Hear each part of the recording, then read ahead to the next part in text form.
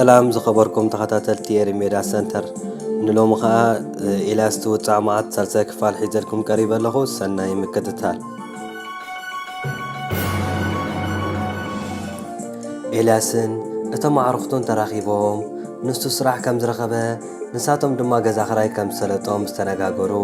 ናይ ደስ ጀበና ተጋበዙ። ተስፋ ዝመስል ስምዒት ኣብ ውሽጦም ስለ ዝተኻዕቦ ድማ ነቲ ኣንፈት ሲኢኖምሉ ዝቐነዩ ጉዕዞ መጻዮም ገለ ጩራ ብርሃን ረኸብሉ። እታ ዕለት ካብ ዝቐነይዎ ዝሓሸ ክነብሩ ከም ዝኽእሉ ኣሚታትሎም ሓለፈት። እታ እናኽመስመሰት ብኣግኡ እትበርቕ ፀሓይ ከሰላ ቅድድ በለት። እቶም ሰለስተ ዕሩኽ ኤልያስ እቲ ቆማትን ተሓፂርን ካብቲ ዝሓደሩሉ ገዛ እንዳፈለጥቶም ነቲ ኣብ ከሰላ ዝረኸቦ በዓል ቆርጫጭ ፀጉሪ መታዓቢቶም ክረኽቡ ንሽቕ ኣበሉ። ንሱ እቲ ብሓባር ገዛ ንኽካረዩ ዝደፍኦም ነበረ። ኣብ ሾቕ ከሰላ ምስ ተራኸቡ ድማ ናብቲ ዝተኻረይዎ ገዛ ኸዱ። ሸመል ሓለንጋ ዝበሃል ገዛውቲ እዩ። ኣብቲ ገዛ ክልተ ዓራት ኣትዩ ጸኒሕና። ነቲ ገዛ እቲ ኣብ ከሰላ ዝጸንሐና ቆርጫጭ ሸባብ ይረኺቦ።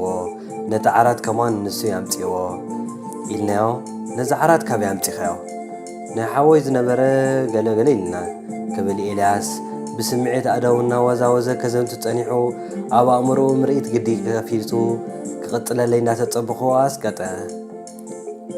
ሽዑኸ ደፋፋእኮ ድሓር በስ ተኻሪናዮ ኣነ ኣብ እንዳፈለኛሞ ስራሕ ጀሚረ ሰባሕ ወፍር ምሸት ኣቱ። ኤልያስ እቶም ክልተ ዕሩኽቱን እቲ ኣብ ከሰላ ዝጸንሖም ኮርዳድን ብሓባር ገዛ ተኻርዮም ክነብሩ ጀመሩ።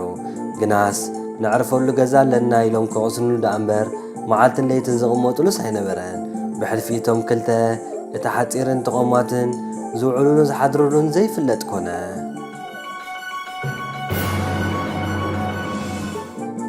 ኤልያስ ካብ ዝኽሩ ገዛ ምስ ረቐብና ተኸይፍና ድሓር ግን ወላሂ እንታይ ኢልና ከም ዝተኻረና ከም ኣንጠፊና በስ ኬፍ ከም ዝሃበና ንገብር። ሓንሳብ ንሓድር ኣብኡ ሓንሳብ ኣይንሓድርን ኣብ ዘማስተና ንሓድር። ብዙሓት ደቂ ዓዲ ስለ ዘለዉ ድሕሪ ምባል ዝኾነ ሕቶ ዘቕርብ ኩሉ ክንሰይ ቀው ኢሉ ጠመተኒ። ግናስ ብዓይንቱ እምበር ብልቡስ ኣብ ማይት ኪሎ ሜተራት ተዓዚሩ ነበረ። ሕጂ እንታይ ኮይና መስለካ? ካሊታት በሊዑ ተመለሰኒ። እዋ እንታይ ኮይንኩም? ኣብ ዘማሰናዮ ንሓድር ሰባሕ እንዳወል ብሓንሳብ ንቑርስ ኣነ ብስራሕ ስለ ዝጸንሕ ፋርስ ይመጹኒ ብሓንሳብ ንምሳሕ ድሓር ጀበና ንሰቲ ንዕለሉ ዝነበርና ቁም ነገር ኣይነበሮን። ብዛዕባ ቁም ነገር ንሓስብ ኣይነበርናን። ሽዑውን ንዛንቱ ኣቋሪጡ ዝም በለ። ብዙሕ እዋን ከይበልዐ ግን ቀጸለ። ምስቶም ክልተ ዕሩኽቲ ብዙሕ ኣይንረኸብን። ምስቲ ኮርዳድ ግን ቤላ ንኸውን ስራሕ ይመጻኒ ብሓንሳብ ንውዕል። ስራሕ ብምጅማሩ ንኤልያስ ዓብዪ ሩህታ ፈጠረሉ። ግን እቲ ስራሕ ዘተኣማምን ስለ ዘይነበረ ብመጻኢ ተሸጊሩ ብዙሕ ይሕመስ ነበረ። ከምቶም ንኸሰላ ምስ ኣተወ ስራሕ ስኢኖም ክዛውኑ ዝርዮ መንእስያት ኮይኑ ከይተርፍ ካብ ምጽላይ ዓረፈን። ዓብዱ ንስራሕ ክእትወ ኢሉ ምስ ወሰዶ ፈለማስ ከኣምን ኣይከኣለን። ድሓር ግን ፈጣሪ ጸሎቱ ሰሚዑ ንዓብዱ ዝሰደደሉ መሲሉ ተሰምዖ። ኣብቲ ትካል ጽርበት ዕንጨይቲ ድሓን ዝኾነ እቶት ክረክብ ስለ ዝጀመረ ብውሽጡ ዝቐስነሉ እዋና ዝተማቐረ ኮይኑ ግን ብዛዕባ ኣዕርኽቱ ኣይቀሰነን። ሙሉእ መዓልቲ ብዘይ ስራሕ ፈቐዱ ካዕገሽግሹ ምውዓሎም ኣሕሰቦ። ንነብሱ ኣብ ቦትኦም እትዩ ክሪኣ ኸሎ ብጭንቀት ይብላዕ ነበረ። እዚ ግን ዕረፍቲ ዝህቦ ዕለታት ተመራሪሐን ክሳብ ዝመጻ ጥራይ ኮነ።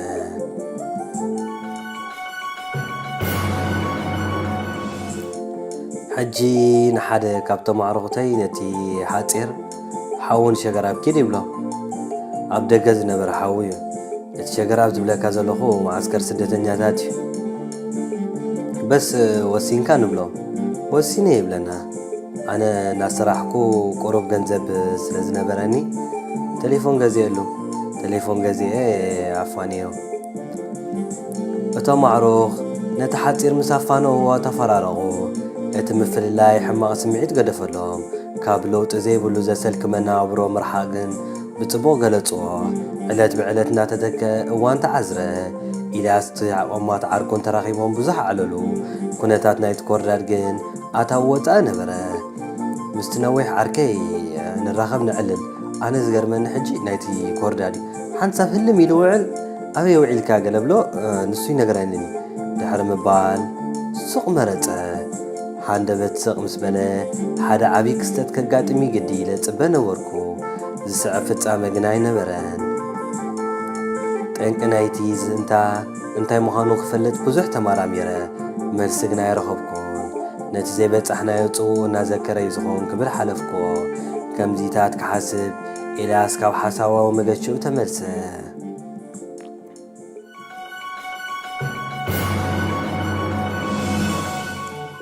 حجي حدا جزي أنا بتسرح كونترات ركب كونترات كمزي أرماديو زعره حدا مولو ناي جزا زعره حيزة سنة نوركو تبغى جنزب جيرا نيرة دحار حاويون كابا غردت جنزب سريد اللي نتي قومات عركيون حاو كابا غردت جنزب سريد اللو أبتوان عيد غرب بمنبارو نيلا سابر إسا حازو كونترات كالنا أشتو عيوتات وانتعاقو إتو محواتو سرلو جنزبون تسفخونو بحلفنا تقومات باتي جزي حدا مشيت بحبار كدررو ترخبو كم معلتات حدا مشيت أنا تقومات عركين فلما نكسلام ساعتنا نجوزو وسيدة زبولكوها موسى نرخب تكورداد جن يلا مسانا بمبال كزون تتصنيحو ناس قطعا زغول الفوز نبرنتاي مخانو خفلت منتي كحاتو قبل جن قدمني أنا اتنوح عركي موسى نتدررنا اتشونقع نخارتم نخيد بلنا أنا كونترات حيزلو شوية تقاطيبة كركبك يعبلو بخمسة ترانادينا بحوار دار بلعو اتو معروف قدم مسنباتهم أبزها لو هالي من نحدم كنت حاجة جوزو مخانا الرقا قطو موسى زنبرلو جزا موفار أوتوبوس قربة بمنبارو اتقومات كندي مس إلاس موسى كحدر تسامعو اتنوح عركي كخيد مسوسنة بس إن شاء الله تصبغ تركبي له دحر نتمسو زنبرا جنزب يبني حاجز كوانا خين أنا خيد سلازلوه أب كارتم زقبول له كابو تفعلالينا إلاس نتقومات عركم استسناوتونا بتاستخاري واجزا كده بأمرو بزح حساب ناس ثلاثة ما زقو عزنا بنا نتم عرخص بحدا مفنا ورعدي أسعبولو بقص زرعلو زنبرا دما كنتات متايو نحوارو كميكن كونينا إذن سريحين زمت أزولوخ جنزب كاب كألبا يحرفانين زم دفانوها معرختيك أبيهم كودكو زبل حطتات واترو كم زيتات كحسب بزح كي أغلبا نتناب قربيتو جزو استخاريا كلتي طبعين قرازو هروق بلن سلام تادحر مغراب دمان أو جزو مرحب عرات جمسسة بزعباتي نصباح نهارتم زبقس قومات عركو كحسب دك أساي وصدون حساباتو بحطتات مليون نبرة نتكيلاتات كسوغرو ينبر ورخي تبقسا موفر كسلاخي حزوه حلنو بمنقد تمحطتات عبيلو حقاو بزي كون أقاباب كم منبار زخفق كم زي لك مسكرو لجمرة نتحداس معالتي عربي نبرات مريت جنا كبدا عدقنا مسألة كله خبدك أثبت جيل زتسو كلمي بقى موزي فلت زنبرة دول تليفونه تحكوني خسمع بمبال يدو برعد الناس كتا نتاتوج زنبرة تليفونه جبت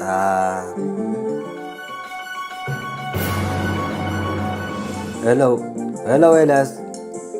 هلو منيخا بزتسنا بدا قنا يا إلاس كميت أفيكا داي نايت كورر عركو نبرة نستغايب الكوهان دحركا بعجيجي تانيها بس معلش عريو سلز تبارا برا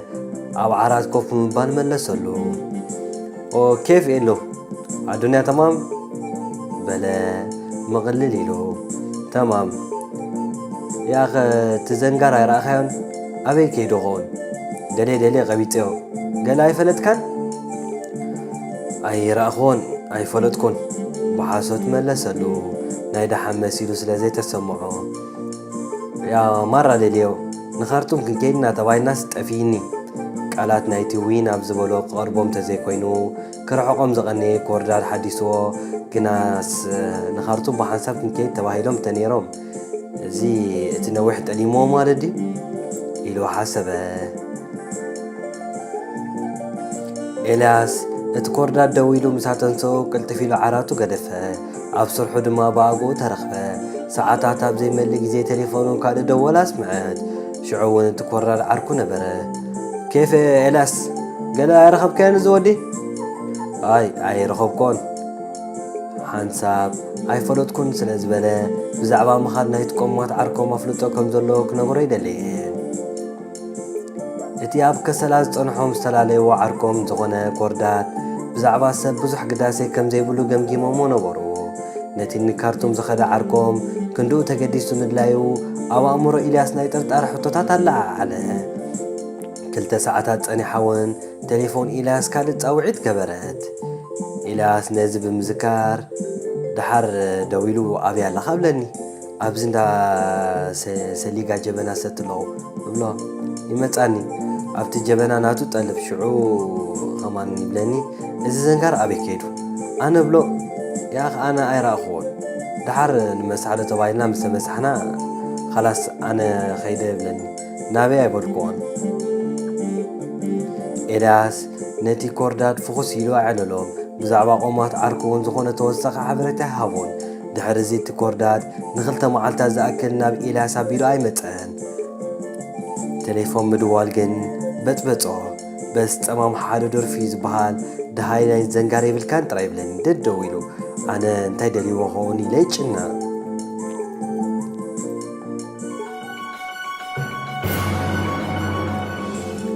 ክልተ መዓልታት ሓለፈ እቲ ኮርዳት ከም ልማሉ ቴሌፎን ደወለ ሽዑ ግን ኣርስቲ ቀየረ ኤልያስ ብዛዕባ እዚ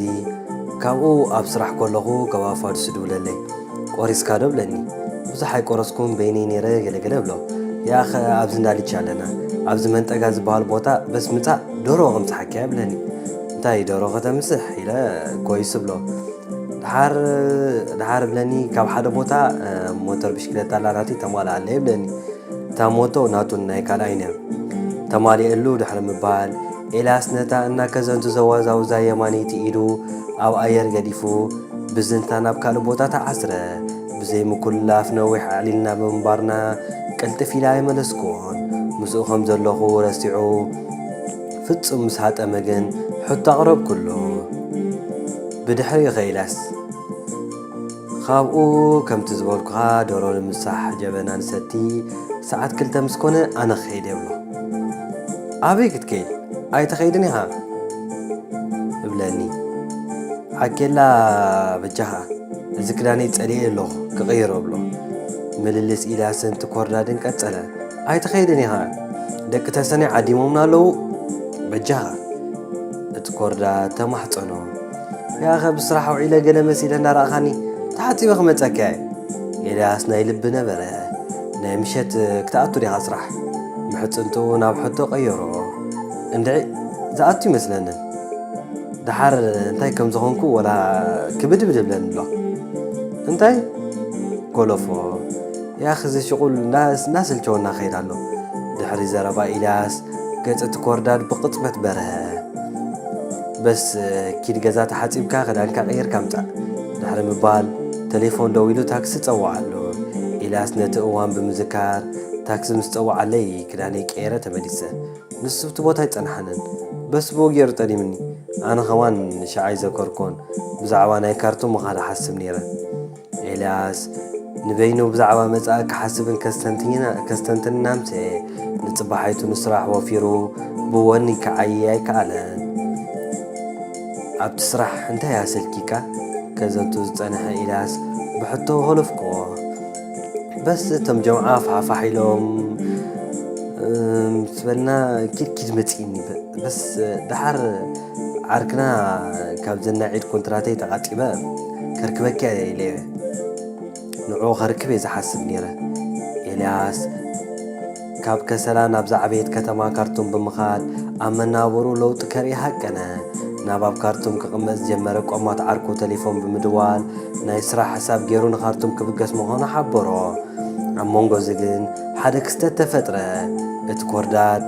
ካብታ ብታ ምሸት ጠለመኒ 3 መዓልታት ምስ ሓለፈ ክኸይድ ወሲነ ነቲ ኣብ ካርቱም ዝነበረ ዓርከይ ደው ኢለሉ ኣነ ወዲእ ኣለኹ ምስ ዓሚል ሕሳብ ገይረ ጠዋል ክመፀካ የብሎ ሽዑ ኣታካ እቲ ኮርዳድ ይመፃኒ መን ወዲ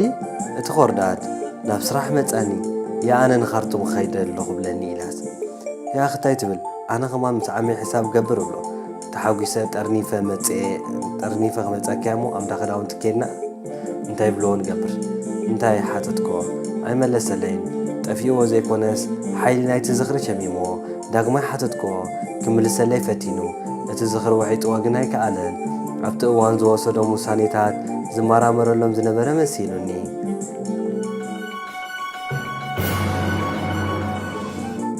ሽዑ እንታይ ይኹን ጌርኩም ኤልያስ ድምፀይ ከባቢላ ሓተትኮ በስ ድሓር በስ ናብ እንዳ መሕፀቢ ክዳውንቲ ከይድና ክዳንና ሓፂብናዮ ሕጂ እናተመለስና ወተለ ዝብለዎ ዳቆርደ ተረኽቦ ኣይ ትጊስ ኣለይካ ናበይ ትኸይድ ኣለኻ ብለኒ ብትግራይ ገይሩ ያኸ ንኻርትሙ ብሎ ያኸ ሕሸካ ከማን እኒኦ በሎ እዚ ዓዲ ገለ ይበጀኸ ዘይነገርኩኻ ኣብቲ ግዜቲ ግፋ ነይሩ ከሰላ ኤልያስ ምስቲ ኣብ ከሰላ ዝተፋለጦ ኮርዳድ ካብ ከሰላ ንኻርቱም ክኸይድ ተሰማምዐ ብድሮ ዘድልዮ ምስ ጠርነፉ ጋሕጋሕ ተበገሱ ናብ ምውፋር ኣውቶቡስ በስ ኣብኡ ናብቲ እንዳ ምውፋር ንኸይድ ሕጂ ኣነ ብዙሕ ኣይፈልጦን እየ ማለት እሱ ዝመርሓኒ ድሓር ብሓደ መንገዲ ክንከይድ ፀኒሕና ደው የብለኒ ይሄ እንተበልኮ ሓደ ካብዞም ናይ ሱዳን ዳፀታ ኣብ ዘሎ ብለኒ በቲ ጌርና ንኸይድ ብለኒ ብኸምዚ ነቲ መንገዲ ገዲፍና በቲ ሩባጋጅ ዘለዎ ከድና ሕጂ ማለት ዘለናዮ ንስሕቕ ንፃወት ኢና ድሕሪ ምባል ነቶም ፍርያት ዒንቱ ናብ ባይታ ተኺሉ ኣስቀጠ ንመትንታት ገጹ እስር ፍትሕ ከብሎም ርአ ኣብ ዓሚቕ ሓሳባት ኣቲሙ እምባሩ ገመትኩ ገለ ካልእታት ምስ ተፀበኽዎ ግን ባዕሉ ተመለሰኒ ንኻርቱም ኢና ንኸይድ ወዲና ዘለና ሕጂ እናኸድና ካብ ፅርግያ ወሪድና ጽምው ዝበለ ቦታ ሩባ ሰጊርና ንኸይድ ቁሩብ ኪድ ምስ በልና ያኸ ዝወዲ ቴሌፎን እንዳደወለ ድሕሪ ይተርፍ ኣነ ኸዓ ከበሮ ኣይገበርኩን ቴሌፎን ኣውፅየ ድውል ድሓር ነብሰይ ግንብንብ ብለኒ ቴሌፎን ገዲፈ ፅን ተበልኩ በዚ ሕረይ ድምፂ መኪና ሰምዕ